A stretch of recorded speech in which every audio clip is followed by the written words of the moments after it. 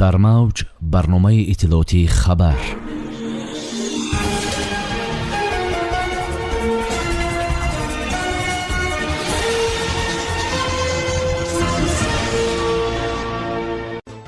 ҳушдори дабири кулли Созмони Милали Муттаҳид аз суқути иқтисоди Афғонистон.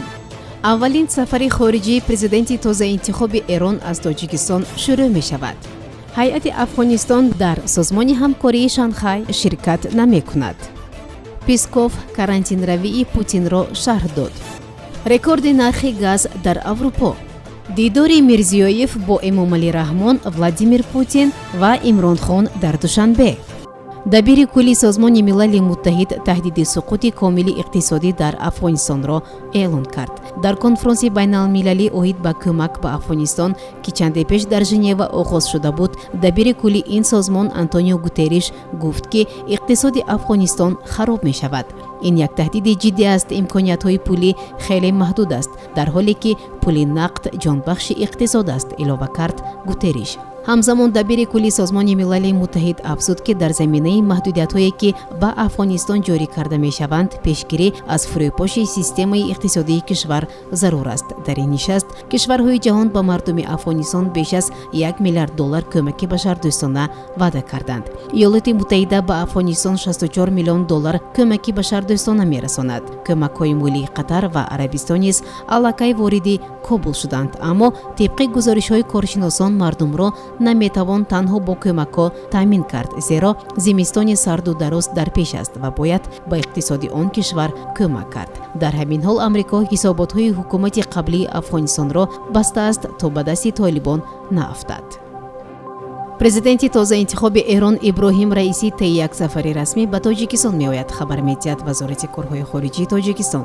ин сафари президенти ҷумҳурии Эрон қарор аст ҳамин ҳафта сурат гирад. ба иттилои манбаъ, ҳоло дар Душанбе корҳо барои пурра кардани қисми муҳими сафари президенти ҷумҳурии Эрон ва ҳамзамон сарони Русияву Покистон идома дорад. ба иттилои манбаъ, Раисӣ таи ин сафараш ба Тоҷикистон дар нишасти Созмони ҳамкории Шанхай ширкат хоҳад кард ки дар он масъалаи пазируфтани узвияти Эрон ба Созмони ҳамкории Шанхай баррасӣ мешавад.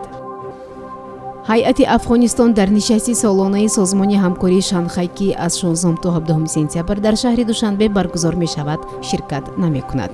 дар ин бора Бахтиёр Ҳакимов, фиристодаи махсуси президенти Федератсияи Русия дар умури Созмони ҳамкории Шанхай, сафири махсуси вазорати корҳои хориҷӣ ба ТАСС иттилоъ дод. ба гуфтаи ӯ, имконияти даъвати меҳмонон ба нишасти Созмони ҳамкории Шанхай аз масъулиятҳои кишварӣ раисикунанда аст ва қаблан даъватнома ба раиси ҷумҳури пешини Афғонистон Ашраф Ғанӣ бо таваҷҷӯҳ ба он ки Афғонистон аз аъзои нозир дар Созмони ҳамкории Шанхай аст, фиристода шуда буд. аммо дар ин марҳила ҳамаи кишварҳои узв дарк мекунанд то замоне ки ҳукумати қонунии эътирофшуда дар Афғонистон вуҷуд надошта бошад, барои даъват кардан ҳеҷ далеле вуҷуд надорад, ҳам то ҳанӯз пайдо нашудааст, гуфт ӯ. дар посух ба суоли оё маълум аст ки Афғонистонро дар нишасти қарибулвуқӯъ ҳеҷ кас намояндагӣ нахоҳад кард, Ҳакимов гуфтааст ба эҳтимоли зиёд бале. ёдрас мешавем ки қарор аст санаҳои 16-17 сентябр дар шаҳри Душанбе нишасти рӯбарӯи сарони кишварҳои узви Созмони Аҳдномаи амнияти дастаҷамъӣ ва Созмони ҳамкории Шанхай баргузор мешавад. ҳоло Созмони ҳамкории Шанхай 8 кишварро шомил мешавад: Қазоқистон, Қирғизистон, Чин, Русия, Тоҷикистон, Ӯзбекистон, Ҳиндустон ва Покистон. дар назар аст дар бораи узвияти Эрон низ дар ин нишаст тасмим гирифта шавад. Дмитрий Песков изҳороти Владимир Путин дар мавриди рафтан ба карантин ба далели коронавирусро шарҳ дод. бо ин гап ки маҷбур аст ба карантин равад, Путин маҷозан изҳори назар кард, таъкид намуд сухангӯи президенти Русия.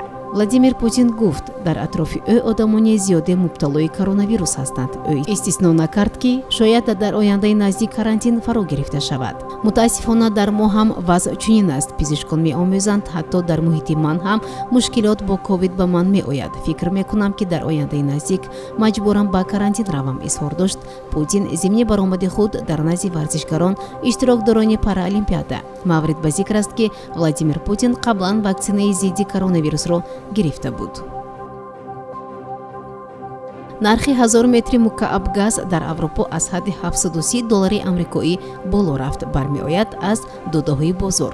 нархи фьючерси моҳи октябр бо нишондоди ҳолати TTF дар оғози савдо ҳудуди $713.1 сари ҳар 1000 метри мукааб буд ки имрӯз бошад аллакай то $728.2 расид. Ба навиштаи РИА Новости раванди болоравии нархи газ идома ёфта то $730 сари 1000 метри мукааб расид. Ба гуфтаи коршиносон афзоиши нархи газ ба камбудии захираи ин намуди маводи сӯхт дар анбор вобаста аст. Дар ҳамин ҳол гуфта мешавад ки Газпром намехоҳад истихроҷу фурӯши газро дар пасманзари оғози кори лӯлаи гази маҷрои Шимол-2 афзоиш диҳад.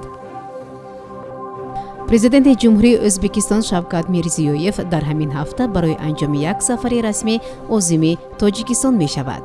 сухангӯи ӯ шеров зимни як нишаст изҳор дошт ки ба хотири иштирок дар ҷаласаи навбатии ҷарои сарони давлатҳои аъзои созмони ҳамкории Шанхай меҳмони Тоҷикистон мешавад.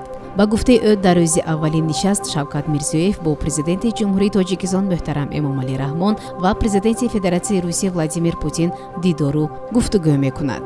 Гузашта аз ин Мирзиёев санаи 16 сентябр бо сарвазири Покистон Имрон Хон мулоқот мекунад. Зимнан санаи 17 сентябр дар мулоқоти сарони кишварҳои узви созмони ҳамкории Шанхай баргузор мегардад ва дар ин рӯз сарвари ҷумҳурии Ӯзбекистон бо президенти ҷумҳурии Эрон Иброҳим Раисӣ дидору гуфтугӯ хоҳад кард.